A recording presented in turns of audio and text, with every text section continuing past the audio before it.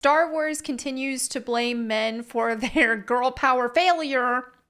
And I don't mean the good kind of girl power, not the good kind of girl power. I'm talking the failure version of girl power that they have been pushing with all their stuff that nobody likes right now. So, anyway, yes, I am talking about the Acolyte.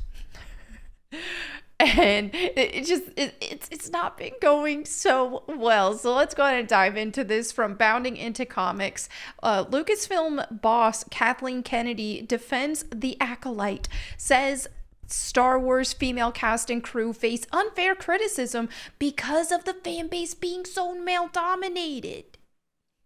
Let's think for a second. Let's look back at some female lead successes, okay? Tomb Raider, massive success. Look at a bunch of anime. We got Claymore. We got a bunch of female-led, even action genre, anime and manga. You've got Witchblade, the comics. You've got Underworld, the movies that got a bazillion sequels. You've got Alien. And many, many more that have been successful in male-dominated spaces, right? So if you want to really try to unpack why this is getting criticism, maybe you need to think, maybe this isn't the good kind of girl power that guys like to see, because guys like to see girl power stuff. It has succeeded. I mean, lately, I think a lot of men are checking out of girl power stuff just because it hasn't been good lately. And that's one reason why Furiosa, for example, is doing terrible in the box office. Now, is it a terrible movie?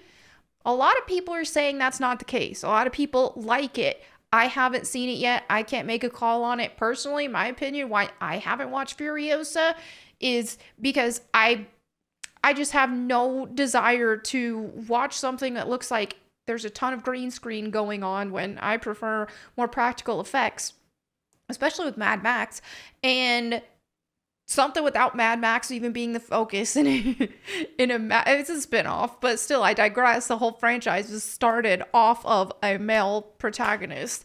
And then not only that, but if you're gonna have Furiosa, I just think Charlize Theron, I don't think anyone can beat her in that. And she'd be too old to play a prequel version of Furiosa. So just, it didn't need to happen. It was unnecessary.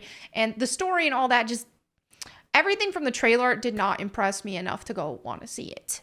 A bunch of components there. But I do think that as a whole, I can't speak for men, but just from what I am at least observing and what I feel is the case, feel free to chime in the comments, men. But I do think that a lot of men are checked out of the girl power stuff just because they haven't done it well in a while.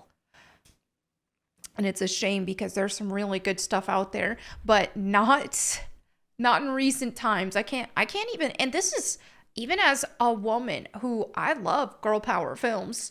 I love girl power video games, anime, all that kind of stuff. But I don't really I can't think off the top of my head of anything recent that had that girl power thing going on that I thought was great. In the West. I mean, anime still does a good job, but I digress.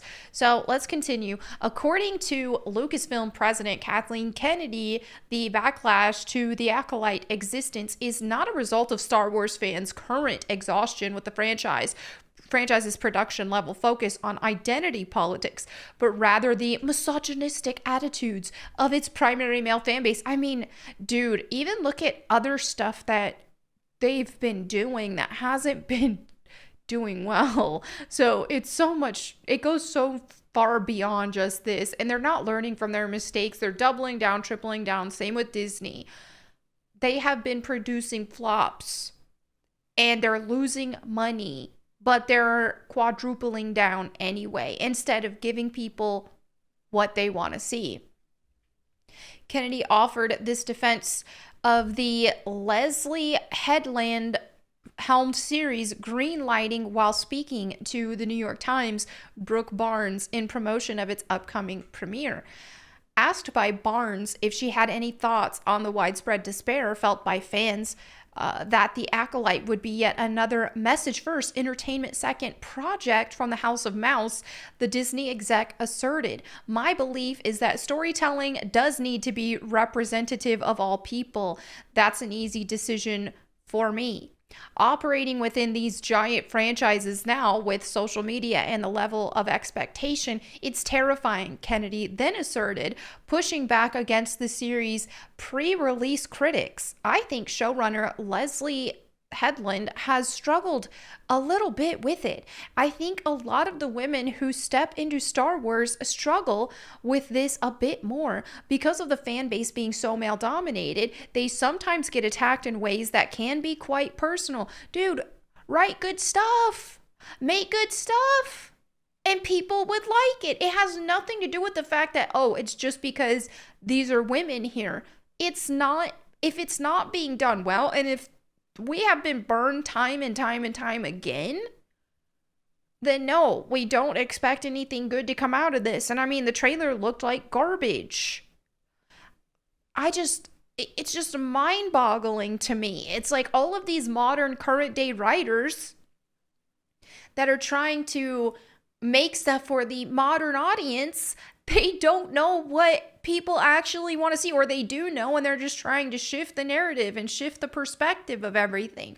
Look at what we have seen with continuing characters. As always, I gotta talk about Lara Croft. We see what they've done with Lara Croft. We have this beautiful bombshell babe who does whatever the heck she wants because she wants to. She's rambunctious. She's an act first, ask questions later type who gets herself in trouble because of her recklessness. She's chaotic. She's a thief. She's selfish. She's probably a psychopath.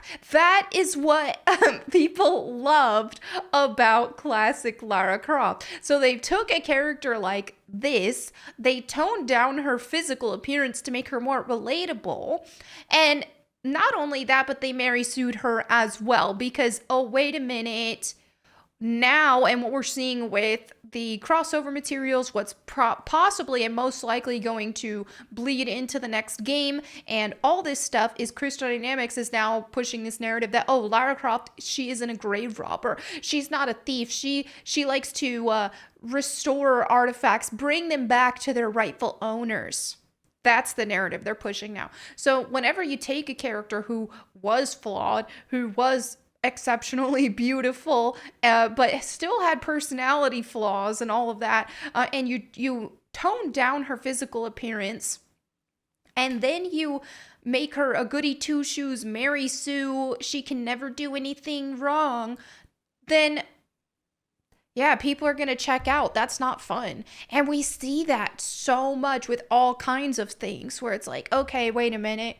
With all this Star Wars stuff, even look at the last Star Wars trilogy, right? You had Rey, where she was just a Mary Sue. She was dull and boring as a result of that. And it's just a shame because and if they want to be like, oh, this is for women, this is because we love women. Well, freaking, you can't freaking love women that much if you keep writing them so crappy. Why can't female characters be flawed? Why can't female characters, why do they always have to be Mary Sue's and all this? It's ridiculous. Weighing in on the topic herself, Headland separately opined to Barnes, "As a fan myself, I know how frustrating some Star Wars storytelling in the past has been. I've felt it myself." In a text message sent to the reporter following the conclusion of their interview, the showrunner added, "I stand by my empathy for Star Wars fans, but I want to be clear. Anyone who engages in bigotry, racism, or hate speech, ... I don't consider a fan." Well, I didn't know you were the gatekeeper of who's a fan or who's not a fan, lady.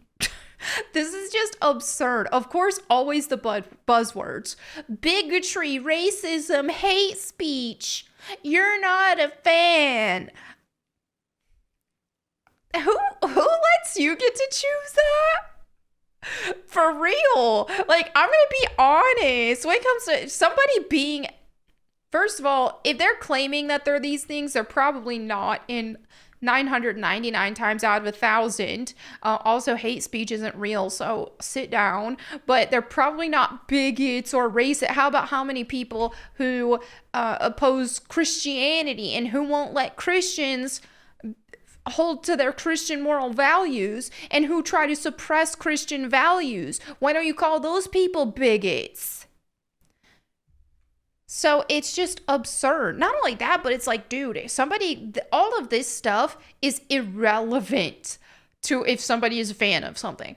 It's all irrelevant. Even if it was real, which it's not. She's being ridiculous, but it's irrelevant. It's stupidity. This is what we keep seeing in gaming, comics, nerd fandoms in general, is people waltzing in, changing everything beyond recognition, and then when the real fans complain about it, it's like, oh, you're a bigot. You don't like this because you're a bigot, and you're not a real fan because you're a bigot. And so they want to push the actual fans out of the fandom. I am sick of seeing this stuff.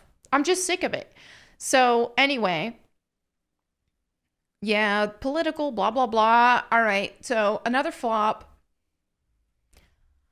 that I don't anticipate doing well. And if all of these, they're trying to appease all these woke people who aren't even going to support it because it's going to flop a bit again, most likely. I mean, every once in a while we think something's going to flop, but it turns out to be good. I don't anticipate that with this at all. I don't. So anyway, feel free to weigh in the comments below and let me know what you think. Thank you so much for hanging out with me today. If you want to catch me reading the Bible to you, you could do that on my Bible channel, Bible Time with Melanie Mack, and also my live streams every Thursday at 9 p.m. Eastern time. So I'll be live tonight at the time of me uploading this. So I hope to see you all there. Thank you all again. I'll catch you next time. And in the meantime, go boom.